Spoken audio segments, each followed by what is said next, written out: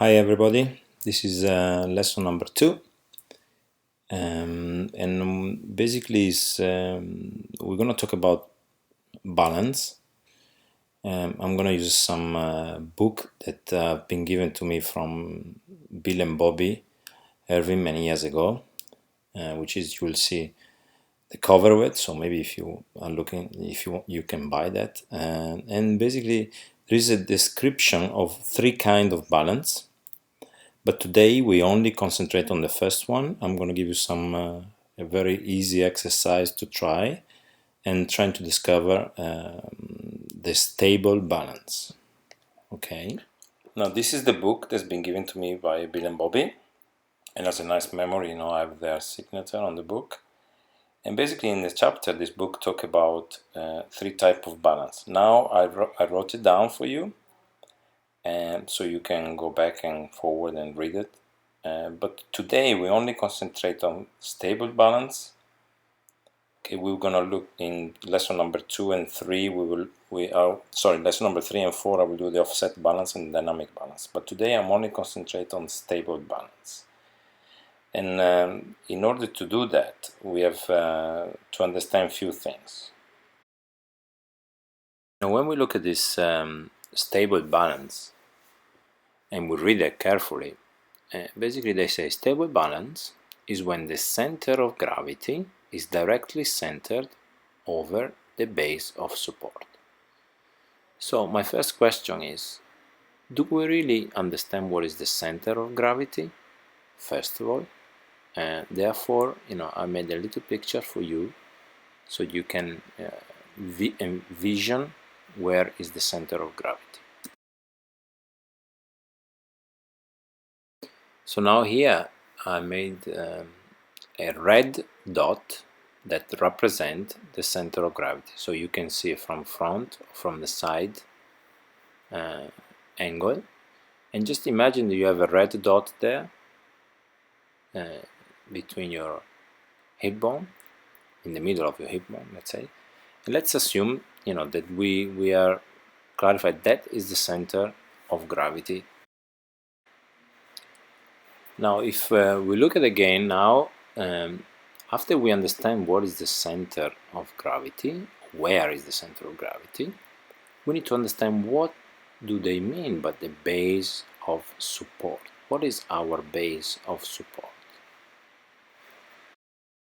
So the base of support is basically our feet, where we have the weight. And in ballroom dancing, we're standing normally on one foot, unless we're doing a rock that we transfer from foot to foot, but normally we're standing on the whole foot. So that's our base of support.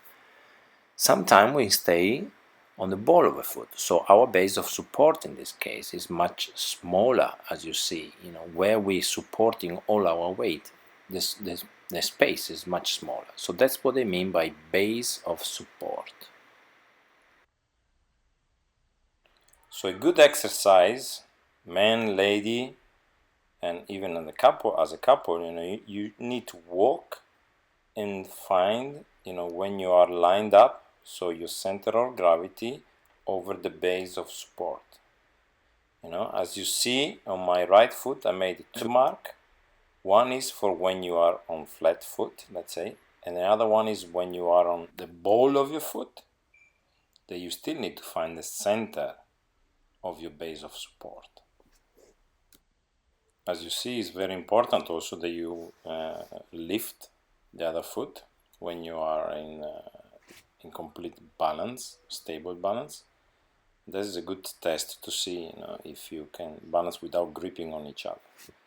So lifting the other foot is always a good test.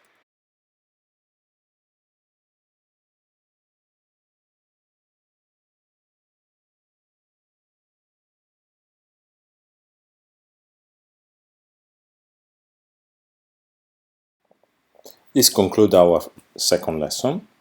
It is very important, on my point of view, that you become familiar with this sensation of where is your center of gravity at any time.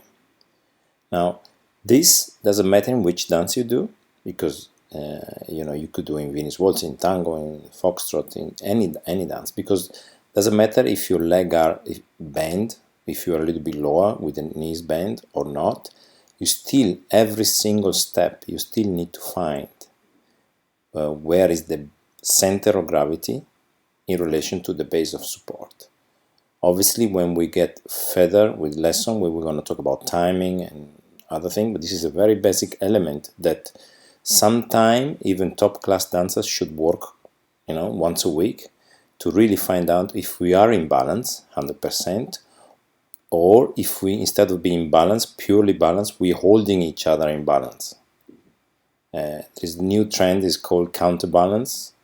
On my point of view, you counterbalance that kind of counterbalance when you keep each other in balance is not the proper way of dancing. So talking about balance, we, as I mentioned in the beginning, we have 3 stages, and today's lesson only cover the first stage. Do the exercise, get familiar with it. Even if you do only 10 minutes a day, it will pay off, and in your own feeling, and you will be able to perform better. Okay, thank you. Looking forward to see you next time. Okay, bye.